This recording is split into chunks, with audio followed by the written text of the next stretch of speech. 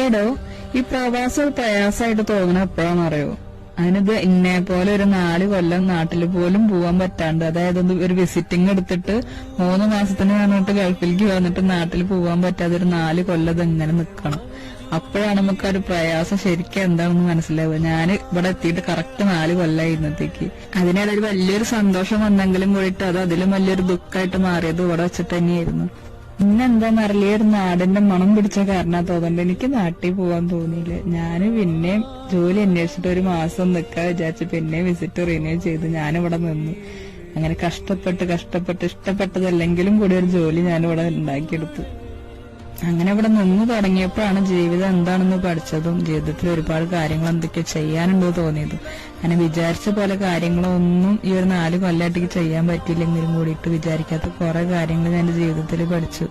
ജീവിതം എന്താണെന്ന് ഞാൻ പഠിച്ചു. മറ്റുള്ളവരുടെ കാര്യത്തിൽ അനാവശ്യമായിട്ട് ഇടപെടാത്ത കുറെ ആളുകളെ ഞാൻ കണ്ടു.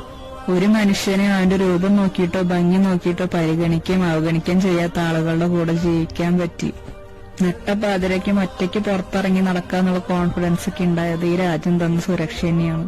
ജീവിതത്തിൽ എന്നെ കൊണ്ട് ഒരിക്കലും കാണാൻ പറ്റുന്ന വിചാരിക്കാത്ത കാര്യങ്ങൾ ഞാൻ കണ്ടു, കാഴ്ചകൾ കണ്ടു, അനുഭവങ്ങൾ ഉണ്ടായി, ഒരുപാട് ആഘോഷങ്ങൾ ഉണ്ടായി. ന്യൂ ഇയറും ബർത്ത്ഡേയും വെഡിങ് ആനിവേഴ്സറിയും ഓണവും വിഷുവും പെരുന്നാളും ക്രിസ്മസും എല്ലാം ഞങ്ങളിവിടെ ആഘോഷിച്ചു. ഇതിൽ പലതും ഒരു തരത്തിലല്ലെങ്കിൽ മറ്റൊരു തരത്തിൽ നമ്മളെ തന്നെ ബോധ്യപ്പെടുത്താൻ വേണ്ടിയിട്ട് ചെയ്യണതാണ്. നാടും വീടൊന്നും മിസ് ചെയ്യണില്ല എന്ന് അവനാനെ തോന്നട്ടെ വെച്ചിട്ട് മനഃപൂർവ്വം സൃഷ്ടിക്കുന്ന കുറെ നല്ല നിമിഷങ്ങൾ ഇവിടെ ഉണ്ടായിട്ടുണ്ട്. പ്രവാസിക്കൊരു വെള്ളിയാഴ്ച വന്നാൽ അതൊരു ആഘോഷ. കാരണം എന്താ അറിയോ, ബാക്കിയുള്ള ദിവസങ്ങളിലൊക്കെ വീടും വീട്ടുകാരും നാടൊക്കെ മിസ് ചെയ്തിട്ട് മൈൻഡ് ഇങ്ങനെ കൺട്രോൾ ചെയ്തിട്ടൊരു പിടുത്തുണ്ട്. അത് അവസാനം വെള്ളിയാഴ്ച എത്തുമ്പോഴാണ് അതൊക്കെ ഒന്ന് ഇറക്കി വെക്കാൻ പറ്റുന്ന ഒരു മൂഡിൽ നമ്മൾ എത്തുള്ളൂ. അതൊരു വേറെ ഫീലാണ്. ഈ വെള്ളിയാഴ്ചയുടെ മാജിക് എന്താണെന്ന് എനിക്ക് നാട്ടിൽ ഇതുവരെ നിന്നിട്ട് എനിക്ക് മനസ്സിലായിണ്ടാകുന്നില്ല. ഇവിടെ വന്നിട്ടാണ് എനിക്ക് മനസ്സിലാക്കാൻ പറ്റിയത്. കൂടെ നിൽക്കുന്നവർക്കും നാട്ടിലുള്ളവർക്കും മനസ്സമാധാനം ഉണ്ടാവാൻ വേണ്ടിയിട്ട് എന്ത് ടെൻഷൻ ഉണ്ടെങ്കിലും എത്ര വിഷമുണ്ടെങ്കിലും ഡിപ്രഷൻ അടിച്ച് പണ്ടാരടങ്ങിയ അവസ്ഥയിലാണെങ്കിലും പ്രവാസി ചിരിച്ചിട്ടേ നിൽക്കുള്ളൂ.